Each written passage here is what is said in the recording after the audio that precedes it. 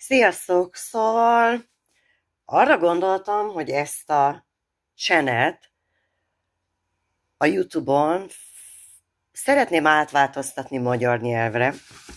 Van egy csatornám, ami angol nyelvű, ami igazából farmról és állatokról szól, de úgy gondoltam, hogy ezt a channelt ezt teljesen átváltoztatom magyar nyelvre, és teljesen átváltoztatom sajtkészítésre. Arra vagyok kíváncsi, hogy mennyi embert érdekel az, amit én itt csinálok. Szóval nekünk vannak kecskénk, és bizony a kecskéket fejem, és a kecskékből bizony van tej. És a tejből én ezeket a dolgokat készítem, amit szeretnék nektek megmutatni. Szóval ezek még csak folyamatban vannak. Igazából arra lennék kíváncsi, hogy hány embert érdekel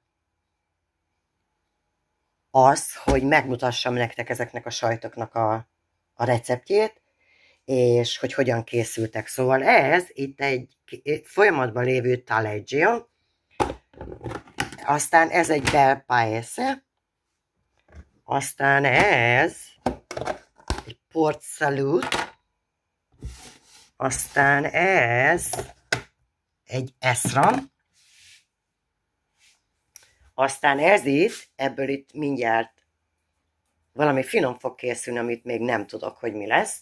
Aztán itt egy chèvre éppen csöpög lefele, és akkor elviszlek benneteket, ez itt a kutyusom, Tas, és akkor elviszlek benneteket itt van nekünk egy ilyen spare kuplerájos szobánk, és szeretném nektek megmutatni, hogy itt mik vannak. Szóval ez egy gouda, ez egy kerfilé, ez egy tomi,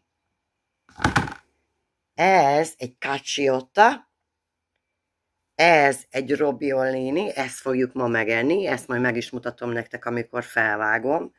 Ez bizony már nagyon érett. Ez egy krotin, és ezek is krotinok. Szóval igazából arra lennék kíváncsi, hogyha megírnátok nekem a kommentbe, hogy ki szeretné, hogy én magyar nyelven megmutassam nektek, hogy hogyan is készültek ezek a sajtok.